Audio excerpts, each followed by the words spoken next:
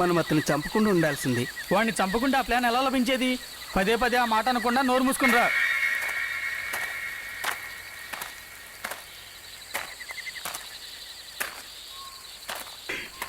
ఇక్కడే ఎక్కడో ఉండుంటుంది. వాడు ఇక్కడే ఎక్కడో గొయ్యి తీసి కొన్ని లక్షలు దాచిపెట్టాడు. ఆ డబ్బులు దొరికాయంటే నేను ఇండియా వదిలేసి ఎక్కడికైనా వెళ్ళిపోతాను. ఏదో తెలియదేటలు వద్దు, నోరు మూసుకుని నువ్వు అటు వెళ్ళి చూడు, నువ్వు ఇటు వెళ్ళి చూడు, నేను ఇక్కడ చూస్తాను.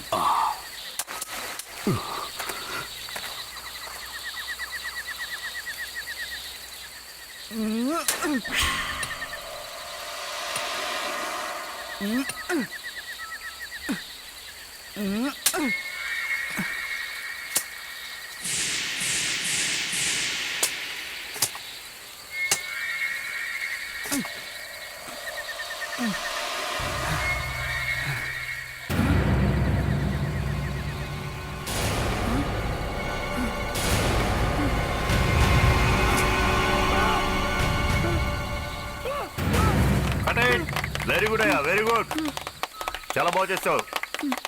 వర్షం పడ్డాయి. మహేష్, నువ్వు ఇచ్చిన ఎక్స్ప్రెషన్ చూడమ్మా, దానికి ఖచ్చితంగా ఆస్కార్ అవార్డు వచ్చు. Come on get up. Very good. అక్కడ సెవెన్ సార్. నీకేం చెప్పాను? నిన్ను అక్కడ పెట్టమన్నది డమ్మీ సెవెన్ కదయ్యా. డమ్మీ? నేనెవరికి చెప్పలేదు సార్, ఈ సంగతి నాకేం తెలియదు సార్. నిజంగా సెవెన్ సార్, సెవెన్ సార్, నిజంగా సెవెన్ సార్.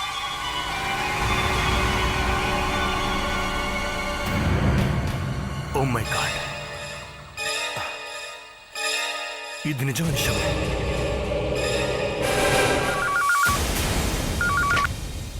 ఏసీపీ ప్రతివన్ హియర్. ఎక్కడ? షూటింగ్ లోనా? ఓకే, షూటింగ్ లో ఎంతమంది ఉన్నారో వాళ్ళందరినీ ఆపండి.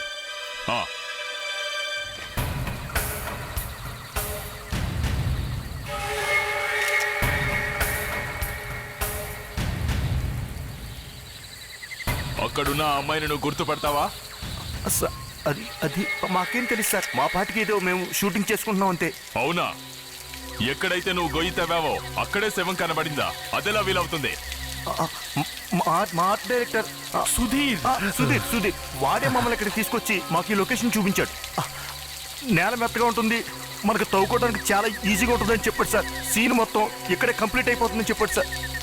సార్ నిజంగా మాకేం తెలియదు సార్, ఇక్కడ తవ్వితే శవం వస్తుందని. మీ ఆర్ట్ డైరెక్టర్ ఎక్కడా? సార్ ఈ శవం బయట పడగానే వాడు పారిపోయాడు సార్. అప్పటి నుంచి అతను కనిపించట్లేదా? అంటే ఏదో మతలబు ఉంది.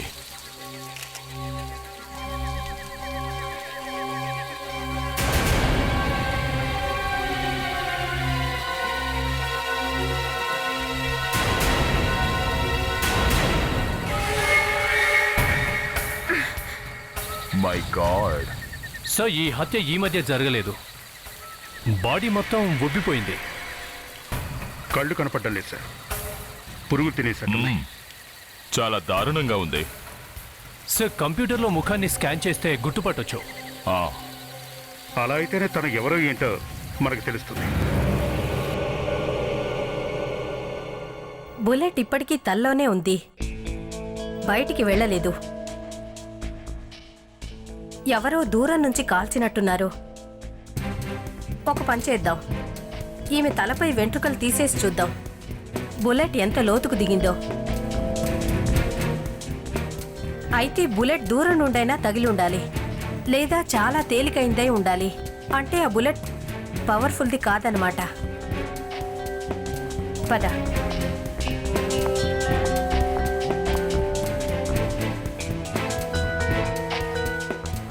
ఇలా చూడు, ఈమె ముక్కు తెగిపోయింది. అలా బుల్లెట్ తగలగానే ఇలా ప్రాణం పోయినట్టుంది పాపం. ఈ మధ్య అమ్మాయిల మీద దాడులు మరీ ఎక్కువ అవుతున్నాయి.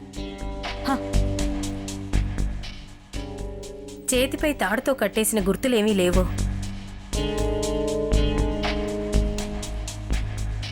అలాగే కాళ్లపైన కూడా అటువంటి గుర్తులేమీ లేవు.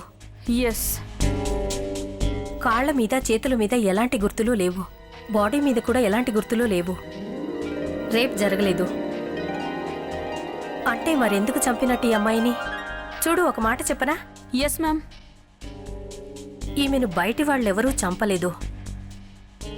ఈమెనెవరో బాగా తెలిసిన వాళ్ళో కావలసిన వాళ్ళో చంపి ఉంటారు.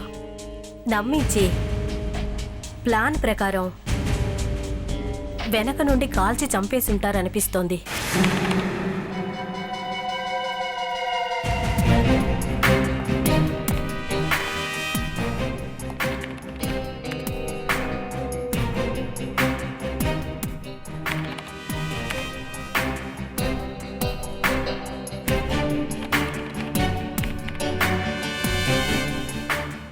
సార్, ఈ అమ్మాయి ముఖం పూర్తిగా రావాలంటే చాలా కష్టమైన పని సార్. కళ్ళు అసలే లేవు. ఎంతవరకు వీలవుతుందో అంతవరకు ట్రై చేయి.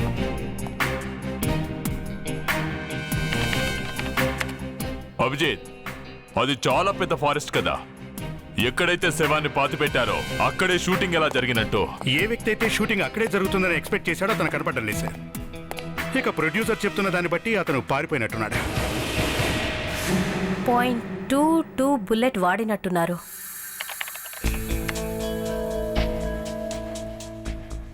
లోపలికి వెళ్లిన బుల్లెట్ తల మధ్య భాగంలోనే ఆగిపోయినట్టుంది. అందుకే బుల్లెట్ బయటికి రాలేదు. షూట్ చేసిన వాడు సుమారుగా 10 ఫీట్స్ దూరం నుంచి కాల్చినట్టున్నాడు.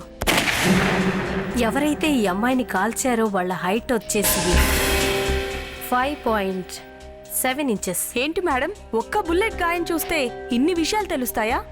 ఏదో కొద్దిపాటి అనుభవం, కొంచెం ఇది. ఇదేంటి? ఏం జరిగింది మేడం? గాయం పాతదే. బహుశా ఈమె తల మీద ఎవరో బలమైన వస్తువుతో కొట్టుంటారు. పోలీస్ స్టేషన్లో ఎలాంటి కంప్లైంటూ లేదు.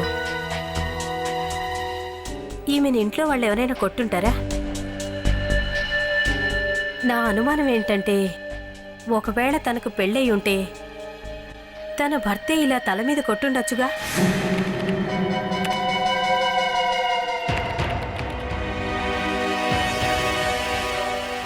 సార్, గత కొద్ది రోజులుగా 10 మంది కనిపించడం లేదంట. దాంట్లో 5 అమ్మాయిలే ఉన్నారు. ఆ 5 అమ్మాయిల అడ్రస్లు మనకు లభించాయి సార్. దాంతో మనం ఎంక్వైరీ మొదలు పెట్టొచ్చు. సార్, ఈవిడ ఫస్ట్ పర్సన్ మారుతి. తను కాకపోవచ్చు.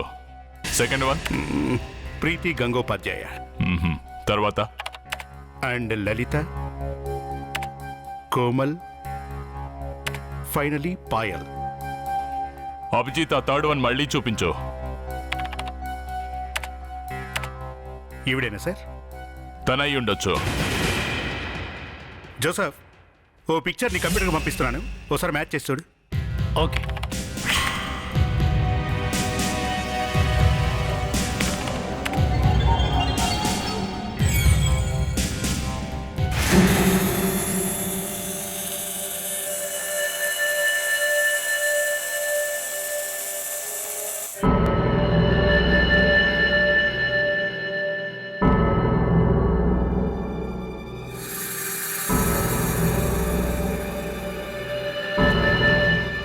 ఎక్కడుంది బుల్లెట్?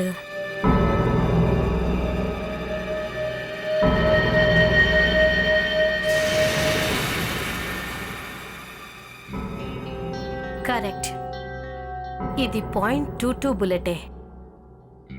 కానీ కొద్దిగా డ్యామేజ్ అయింది.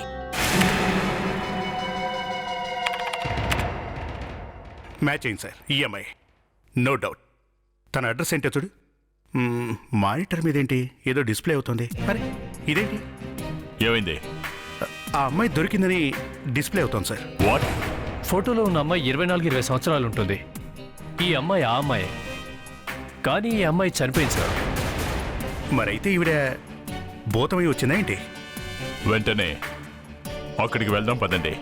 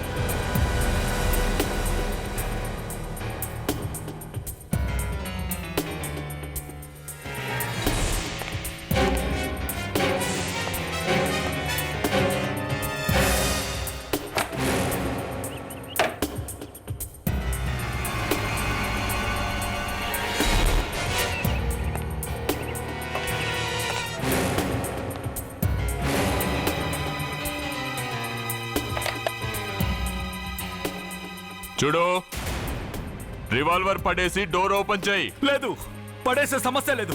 పడేస్తే మీరు నన్ను చంపుతారు. నాకు తెలుసు మీరు నన్ను చంపుతారు. వెళ్ళండి ఇక్కడి నుంచి. చూడు, మేము నిన్ను ఏమీ చేయము. లేదు లేదు, మర్యాదగా ఇక్కడి నుంచి మీరు వెళ్ళండి, లేదంటే కాల్చి మారేస్తాను. మేం చెప్పినట్టుగా డోర్ ఓపెన్ చేసి నీ రివాల్వర్ పడే. లేదు లేదు లేదు లేదు లేదు, నన్నేం చేయకండి. నన్నేం చేయకండి, నన్నేం చేయకండి. మీరేం చేయమంటే అది చేస్తాను, కానీ నా లలితను మాత్రం మీరేం చేయకండి. ఆమెను మాత్రం జాగ్రత్తగా నాకు అప్పగించండి ప్లీజ్. ఏంట్రా నీ పిచ్చివాగుడు? అర్థమైనా చెప్పు. మీరే కదా మా ఆవిడ్ని కిడ్నాప్ చేసింది. మీరే కదా కిడ్నాపర్స్. చూస్తుంటే కథ అడ్డం తిరిగినట్టుంది sir. Mister we are from CID. CID?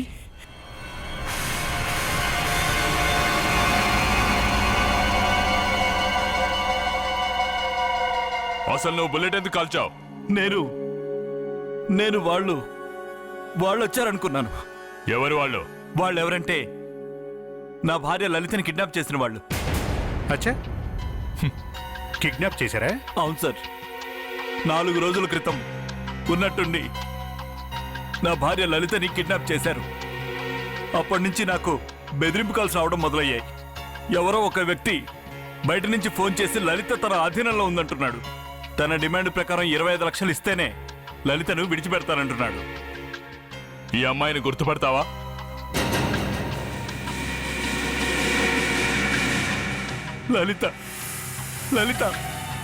లలితను చంపేశారు. నిర్దాక్షిణ్యంగా చంపేశారండి నా లలితని. ఇప్పుడే కదా నువ్వు నీ భార్య కిడ్నాప్ అయిందన్నావు. మరి పోలీస్ స్టేషన్లో నీ భార్య వచ్చేసిందని కంప్లైంట్ రిటర్న్ ఎందుకు తీసుకున్నావా? చెప్పు. నేను అలా అబద్ధం చెప్పాల్సిన అవసరం నీకెందుకు వచ్చింది? అది నాకు ఆ కిడ్నాపర్ల దగ్గర నుంచి ఫోన్ వచ్చింది. ఒకవేళ రిపోర్ట్ వెనక్కి తీసుకోకుంటే లలితని చంపేస్తానని. కిడ్నాపర్ ఇప్పటికీ ఫోన్ చేస్తున్నాడా డబ్బుల కోసం?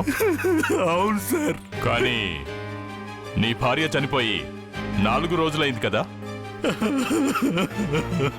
ఈ కిడ్నాపర్లు నీకు ఫోన్ చేస్తున్నప్పుడు నీ ఇంటికి ఫోన్ చేస్తున్నారా లేక నీ మొబైల్ ఫోన్ కా? మొబైల్ కి ఫోన్ చేస్తున్నాడు. అయితే మీకు ఏ నెంబర్ నుంచి ఫోన్ వస్తుందో ఏంటో ఖచ్చితంగా తెలిసి ఉండాలి. తెలియదు సార్. వాడు ఎప్పుడు ఫోన్ చేసినా దాని మీద ఫలానా నంబర్ అనేది కనపడదు సార్. అది ఎవరి నంబర్ అని చూద్దామంటే ప్రైవేట్ నంబర్ అని కనపడుతుంది సార్. చూడండి, వీళ్ళ ఆవిడని ఎవరో కిడ్నాప్ చేశారన్న సంగతి మీకు తెలుసుగా? కిడ్నాప్? ఆమెనా ఎవరు కిడ్నాప్ చేస్తారు సార్? ఏ? చూడండి, మరేం లేదు. మిస్టర్ రాహుల్ అతని భార్యకు ఎప్పుడు గొడవ అవుతూనే ఉండేది. అది బీభత్సంగా జరుగుతుంది. ఆ గొడవ వీధంతా వినిపిస్తుంది. ఆ విషయం మా అందరికీ తెలుసు. ఇది 3-4 రోజుల కిందట విషయం. నేను మా ఇంట్లో కూర్చుని ఏదో బుక్ చదువుతున్నాను. నీకు ఇష్టం లేకపోతే నన్ను వదిలేసి వెళ్ళిపో. నువ్వు ఇలాంటి వాడివని అనుకోలేదు. ఇప్పటికైనా తెలుసుకున్నావు. ముందే తెలిస్తే నిన్ను చేసుకునేదాన్నే కాదు. చేసుకోవాలని నేను బతిమాలనా? వెళ్ళిపో ఇక్కడి నుంచి. వెళ్తాను. నిన్ను భరించాల్సిన అవసరం నాకు లేదు.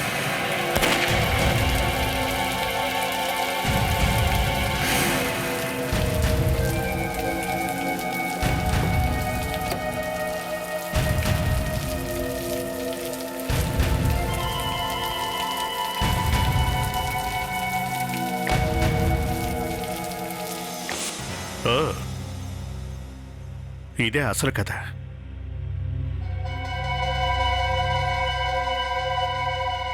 మీరు గన్ పేలిన సౌండ్ విన్నారా? బుల్లెట్ పేలిన సౌండ్ అంటే సౌండ్ మాత్రం వచ్చింది. ఒకవేళ అది దాని సౌండే కావచ్చు. సో మా థాట్ కరెక్ట్ అన్నమాట.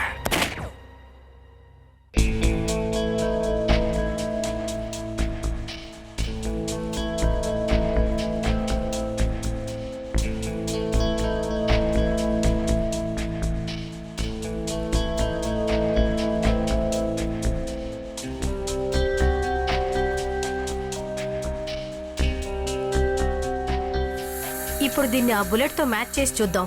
అది ఇది ఒకటేనేమో. Yes ma'am.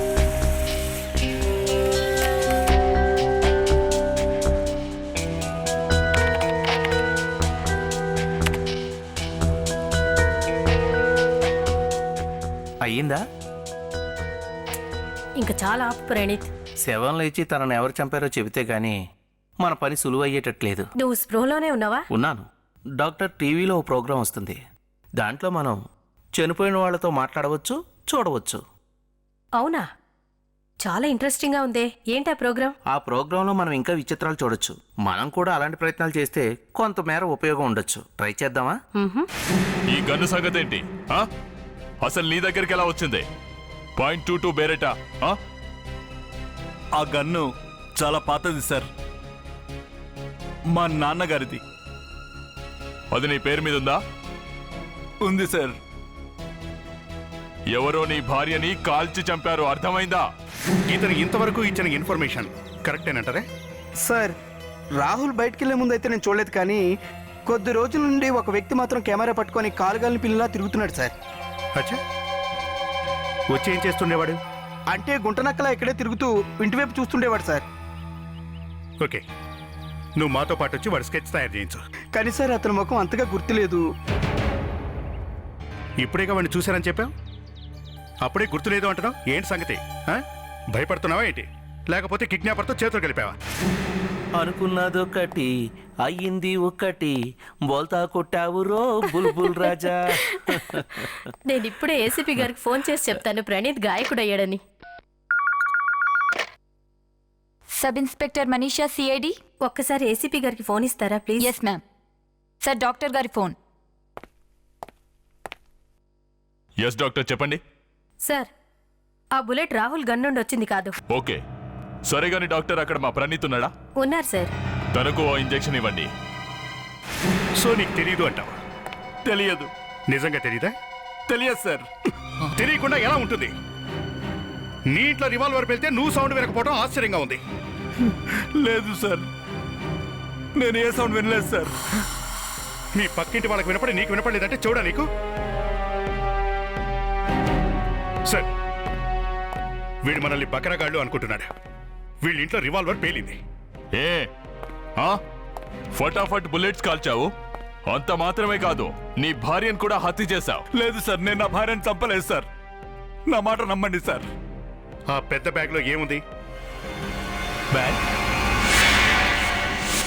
ఏ బ్యాగ్ గురించి? చూసారా, మళ్ళీ మొదలు. ఏ రోజైతే నీ వైఫ్ మర్డర్ జరిగిందో ఆ రోజు మీ ఇద్దరికి పెద్ద ఘర్షణ జరిగింది. ఆ తర్వాత రివాల్వర్ పేలింది, మీ ఆవిడ ప్రాణాలు గాల్లో కలిసిపోయాయి. ఆ తర్వాత కొద్దిసేపటికే ఓ పెద్ద బ్యాగ్ తీసుకుని నువ్వు ఇంట్లోంచి బయలుదేరావు. అది నీ భార్య శవమే అని మా అందరి అనుమానం. ఎందుకంటే ఆ తర్వాతే నీ భార్య ఎవరికీ కనిపించకుండా మాయమైపోయింది. ఇది అబద్ధం సార్, ఇది అబద్ధం సార్. నేను వేరే పని మీద బయటికి వెళ్ళాను సార్. ఆ రోజు నా భార్య బతికే ఉంది సార్. ఆ రోజు నా భార్య మామూలుగానే ఉంది సార్. నువ్వెప్పుడు నీ భార్యను కొట్టేవాడివంట, ఎందుకు? ఇది అబద్ధం, ఇది అబద్ధం సార్. నేనెందుకు కొడతాను సార్ ఆమెని? నేను తనని ఎంతో బాగా చూసుకునేవాడిని సార్. మిస్టర్, నీ ప్రేమ ఎంత గొప్పదో నీ భార్య తలపై ఉన్న ఆ గాయమే చెప్పింది. దేంతో కొట్టవుతానని? నేను ఒప్పుకుంటాను సార్. మా మధ్య అప్పుడప్పుడు గొడవలు జరుగుతూ ఉండేవి సార్. నేను ఆమెని ఒక్కసారి మాత్రం కొట్టాను సార్. ఒక్కసారి. కానీ ఆమె కూడా నన్ను కొట్టేది, విపరీతంగా కొట్టేది. చూడండి సార్, చూడండి, ఈ గాయాలన్నీ కూడా ఆమె కొట్టినవే. చూడండి సార్, బాగా చూడండి. ఓకే ఓకే, నీ ఎక్స్పోజింగ్ తట్టుకోలేకపోతున్నాం. షర్ట్ కిందకి దించు.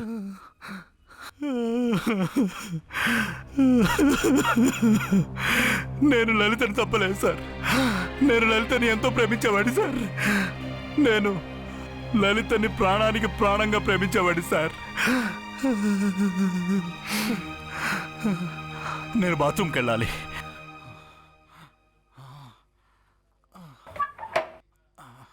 వెళ్ళు.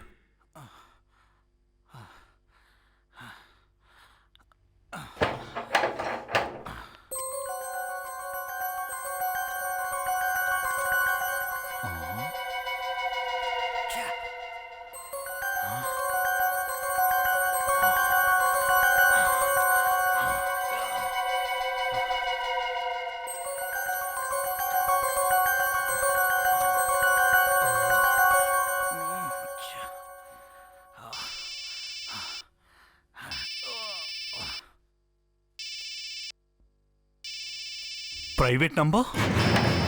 సార్ ప్రైవేట్ నంబర్ ఏంటి నిజమేనా?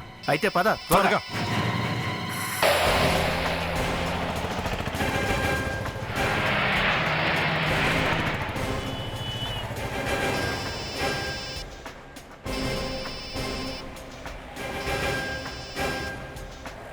సార్ ఫోన్ లిఫ్ట్ చేయమంటారా? ప్లీజ్ సార్ ఫోన్ లిఫ్ట్ చేయమంటారా? ఇప్పటికే 4 సార్లు ఫోన్ కట్ చేశాను సార్. ఫోన్ లిఫ్ట్ చేయనివ్వండి సార్. నువ్వు మాట్లాడకుండా ఉండు జోసఫ్. సార్ నేను రెడీ సార్, నువ్వు ఫోన్ లిఫ్ట్ చేయి. హలో. ఏంటి చాలా బిజీగా ఉన్నట్టున్నావు, ఫోన్ తీయట్లేదు? సారీ. అది సర్లే కానీ డబ్బులు రెడీ అయ్యా లేదా ఆ విషయం చెప్పు. జోసఫ్ ఎక్కడా? డబ్బులు ఇవ్వడానికి మరికొంత సమయం పడుతుంది. త్వరగా పోనీ. ఇంతకీ డబ్బులు ఎక్కడికి తీసుకురమ్మంటావు? అది నేను నీకు తర్వాత చెప్తాను, మళ్ళీ ఫోన్ చేస్తాను. మాట్లాడు. దయచేసి నేను చెప్పేది విను. నా భార్య క్షేమంగానే ఉంది కదా? తను బాగానే ఉంది నా దగ్గరే. నువ్వేమంటున్నావో నాకు అస్సలు వినిపించడం లేదు. అసలు నువ్వు ఎక్కడున్నావు ఇప్పుడు? నేను ఇంట్లో ఉన్నాను. ఇంట్లోనా? నీ పక్కన రోడ్డు మీద ఉన్నట్టు సౌండ్ వస్తుంది. ఏదో తెలివితేటలు ఉపయోగించుకో. అది నేను టీవీ చూస్తున్నాను మా ఇంట్లో. జోసఫ్ ఎక్కడా? ఈ చుట్టుపక్కల ఇదే రోడ్ సార్. టీవీలో ట్రాఫిక్ సౌండ్ కూడా వస్తుందా? కిందకెత్తవద్దు కానీ నిజం చెప్పు, నువ్వు ఎక్కడ ఉన్నావు? బాబు నేను నిజం చెప్తున్నాను. నేను టీవీనే చూస్తున్నాను. అబద్ధం రాహుల్. నాతో వేషాలు వేస్తే నీకు ఇంటర్వెల్ లేకుండానే శుభం కార్డు వేస్తాను. రాహుల్ నిజం చెప్పు, నువ్వెక్కడున్నావో? రాహుల్, నీకు నీ భార్య అంటే ప్రేమ లేనట్టుంది. నేను చెప్పినట్టు వినలేదనుకో, నువ్వు చాలా బాధపడాల్సి ఉంటుంది. బాధపడాల్సింది తను కాదు. రాఖీ నువ్వా? ఇతనికి తెలుసా? సార్ ఇతను రాఖీ మా నైబర్. నైబర్గా చాలా మంచి పని చేశాడు. జోసఫ్ వీడిని అరెస్ట్ చేయి.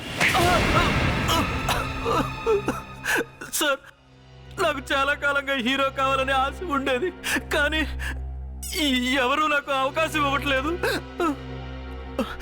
ఆఖరికి ఒక నిర్మాత దొరికాడు. అతను నేను 50 లక్షలు తెస్తే నాతో సినిమా తీస్తానన్నాడు. ఒకరోజు నేను మా బాల్కనీలో ఉన్నాను. అప్పుడు రాహుల్, లలిత వాళ్లకు చాలా గొడవ అనుకోలేదు. ఇప్పటికైనా తెలుసుకున్నావు. ముందే తెలిస్తే నిన్ను చేసుకునేదాన్నే కాదు. చేసుకోని నేను బతిమాలనా? వెళ్ళిపోయి ఎక్కడి నుంచి. వెళ్తాను. నిన్ను భరించాల్సిన అవసరం నాకు లేదు. అప్పుడు నాకు ఆలోచన వచ్చింది. వీళ్ళ గొడవతో చిన్న ప్లాన్ చేసి డబ్బులు వసూలు చేయొచ్చు అనుకున్నాను. ఒకరోజు కొరియర్ వచ్చిందంటూ వీళ్ళ ఇంటికి వెళ్ళాను.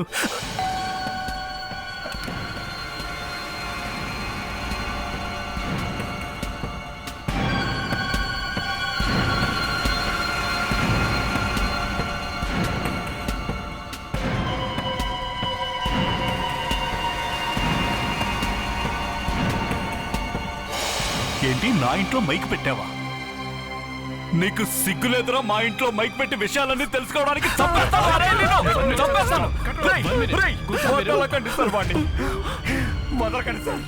ప్రణీత్, ఇతన్ని వేరే రూమ్ లోకి తీసుకెళ్ళు. నా జీవితం నాశనం చేశాడు సార్. వాడిని వదలకండి సార్. ఇంకా తర్వాత ఏమైంది? నాకు వీళ్ళింట్లో మాట్లాడుకునేదంతా వినిపించేది. వీళ్ళ సీక్రెట్లన్నీ నాకు తెలిసిపోయాయి. ఎప్పుడు వీళ్ళిద్దరి మధ్య నా గొడవైనా నేను నా బైనాక్యులర్తో చూసేవాడిని. దాంతో నాకు అన్నీ కనిపించేవి, వినిపించేవి కూడా. నీకు ఇష్టం లేకపోతే నన్ను వదిలేసి వెళ్ళిపో. ఆ రోజు వీళ్ళిద్దరి మధ్య చాలా పెద్ద గొడవే జరిగింది. చేసుకోని నేను బతిమాలనా? వెళ్ళిపోయి ఎక్కడి నుంచి. ఎప్పుడు చూడు గొడవే. నేను లలిత చనిపోయిందనుకున్నాను. కాసేపటి తర్వాత రాహుల్ ఒక పెద్ద బ్యాగ్ తీసుకుని బయటికి వచ్చాడు.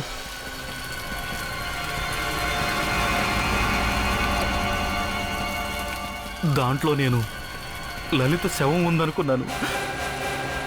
ఇల్లు చాలా నిశ్శబ్దంగా ఉంది. ఉన్నట్టుండి లలిత మాట్లాడటం వినిపించింది. నేను అలసిపోయాను. ఇలా ప్రతిరోజు గొడవ పడుతూ నేను ఉండలేను. నాకు రాహుల్ నుండి విముక్తి కావాలి. నన్ను ఇక్కడ నుండి ఎలాగైనా తీసుకెళ్ళు. ప్లీజ్ నన్ను ఇక్కడ నుండి తీసుకెళ్ళు.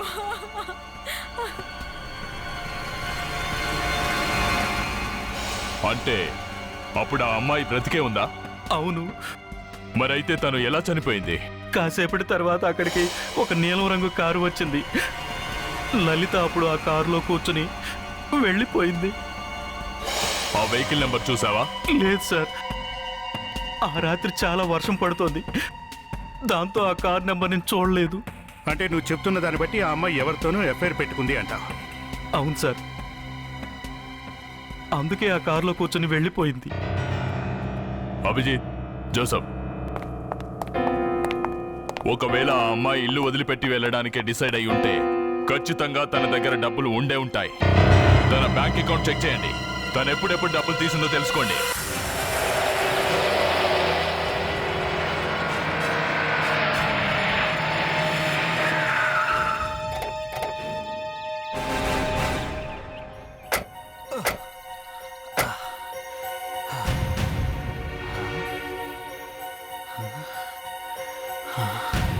మోసం, ఎంత పెద్ద మోసం చేసిందా లలిత నన్ను.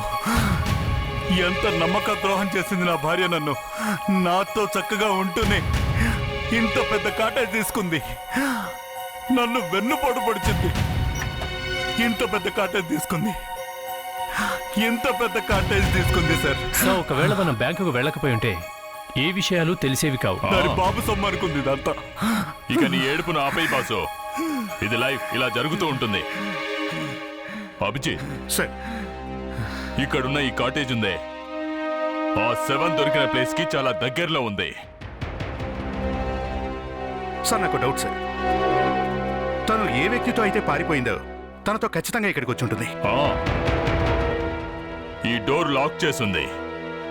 లాక్ చేయాల్సిన అవసరం ఏంటి? లోపల ఖచ్చితంగా ఏదో రహస్యం ఉంది. ఏం చేద్దాం సార్, విరగొడదాం. మంచి పని చేయడానికి ఆలస్యం ఎందుకు, కానివ్వండి.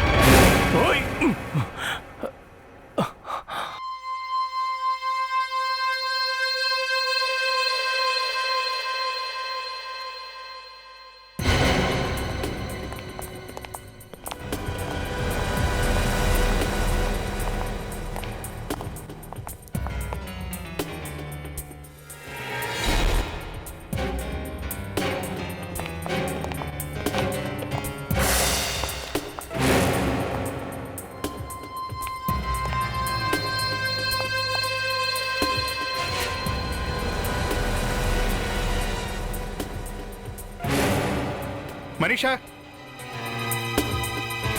సార్, త్వరగా వెళ్ళి మన టూల్ కిట్ లో ఉన్న మ్యాగ్నిఫైయింగ్ గ్లాసెస్ తీసుకురా. చూస్తుంటే ఇక్కడేదో రక్తం పడినట్టుంది. ఎవరో క్లీన్ గా తుడిచేసినట్టున్నారు. త్వరగా ఎస్ తీసుకురా. సార్. వెళ్ళి ఆ బీరువాని ఓపెన్ చేయి. Okay sir.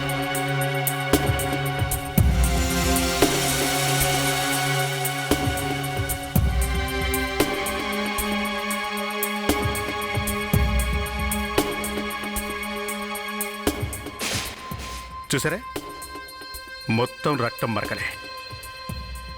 వచ్చింది సార్. గుడ్. మై గాడ్,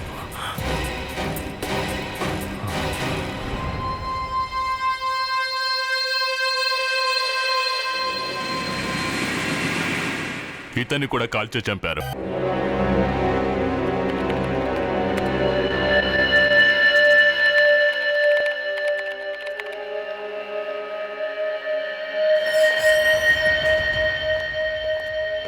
ఏం డాక్టర్, ఏమైనా తెలిసిందా ఆ రెండో హత్య గురించి? 2 విషయాలు తెలిసాయి సార్. ఒకటి, లలిత పురుషోత్తంలను హత్య చేసింది ఒకే వ్యక్తి. 2 బుల్లెట్స్ మ్యాచ్ అయ్యాయి. అవి ఒకే గన్ నుంచి పేలాయి. ఓకే దెన్, రెండో విషయం ఏంటి? రెండో విషయం వింటే మీరు కొద్దిగా షాక్ అవుతారు. చనిపోయే ముందు ఇతనేదో దాచేందుకు ప్రయత్నించాడు. ఆ విషయం మీకెలా తెలిసింది? నేను ఇతని గొంతు ఎక్స్రే తీశాను, ఒకసారి చూడండి.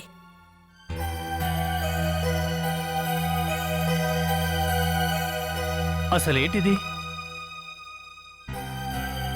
Film roll. దీంట్లో ఏదో రహస్యం దాగే ఉంటుంది. అందుకే అతను దాచేందుకు ప్రయత్నించాడు.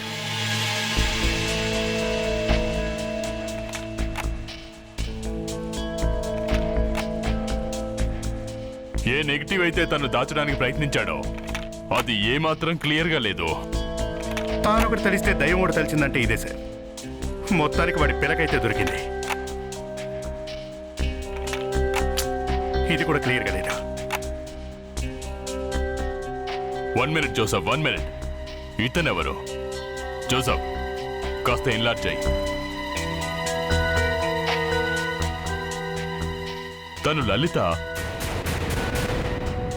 మరి తనతో పాటుగా ఉన్నదెవరు? సార్ రాహుల్ అయితే కాదు, వేరే ఎవరో అనుకుంటా. జోసఫ్, మిగతా ఫోటోలో కూడా వీడు ఖచ్చితంగా ఉండే ఉంటాడు. Check check.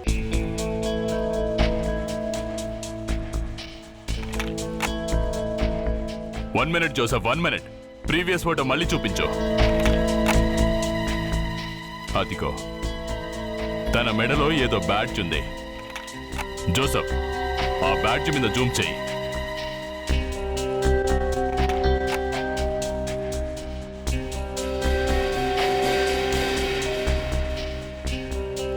Jayesh. Jayesh. కిందేదో call centre పేరు కూడా ఉంది సార్, కానీ క్లియర్గా కనపడడం లేదు. చూస్తుంటే ఈ వ్యక్తి ఏదో కాల్ సెంటర్లో పనిచేస్తున్నట్టున్నాడు. జోసఫ్ సార్, సిటీలో ఉన్న అన్ని కాల్ సెంటర్లను చెక్ చేయి. ఈ లోగో ఏ కంపెనీదో తెలుసుకో.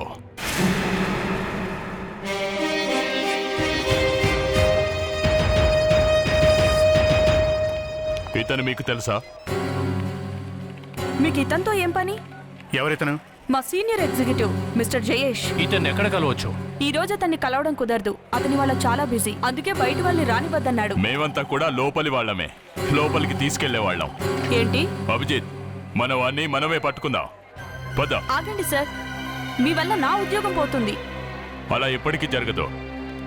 ఇప్పటి వరకు మాకు ఎవరైతే హెల్ప్ చేశారో వాళ్ళకెప్పుడూ అన్యాయం జరగలేదు.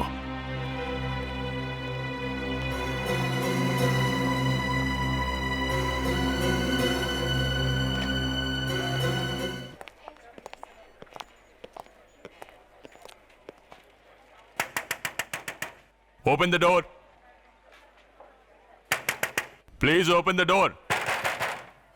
జోసఫ్, ఏంటో చూడు.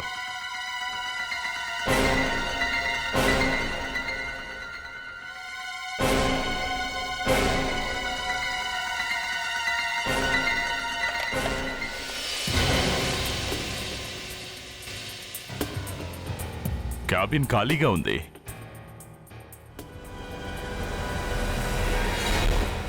డోర్ లోపల నుంచి క్లోజ్ చేసింది. నాకు అసలు అర్థం కావట్లేదు. 2 డోర్లు లోపల నుంచి క్లోజ్ చేస్తుంటే అతను బయటికి ఎలా వెళ్ళినట్టు?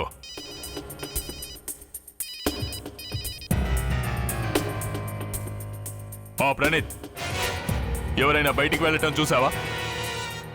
లేదా? ఓకే, అతను బయటికి ఎలా వెళ్ళినట్టు?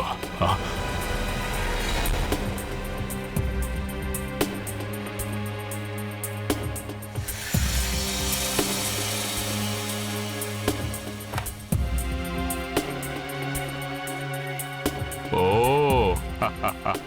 మన ఫ్రెండ్ ఇక్కడే ఉన్నాడు.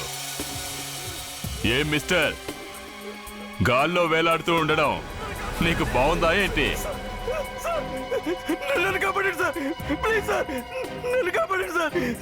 ఆ లలితను ఫోటోగ్రాఫర్ని చంపింది నువ్వే కదా?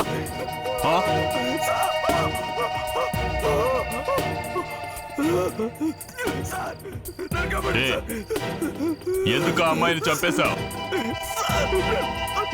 లలిత, తనకి నాకు కాలేజీ రోజుల నుండి సంబంధం ఉంది సార్. తను నా భార్యను వదిలేసి తను పెళ్లి చేసుకోమని గొడవ చేస్తుంది సార్. అందుకే తనని నమ్మించి నాతో పాటు తనని కాటేజ్కి తీసుకెళ్ళారు సార్.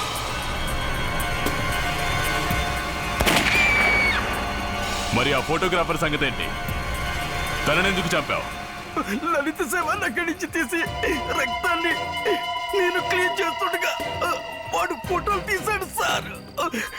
అవే కాకుండా వాడి దగ్గర నా ఫోటోలు చాలా ఉన్నాయి సార్. జోసఫ్,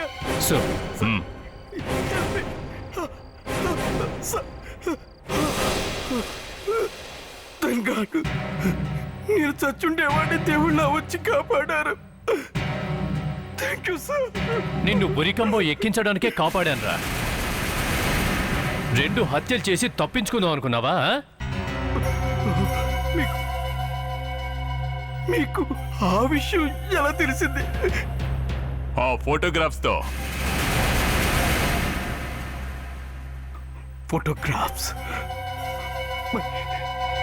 నేను ఆ ఫోటోగ్రాఫ్స్ గురించి అన్ని చోట్ల వెతకాను. ఎక్కడ పెట్టాడో దొరకలేదు సార్. ఫోటోగ్రాఫర్ గొంతులో అక్కడ పెట్టుకున్నావా?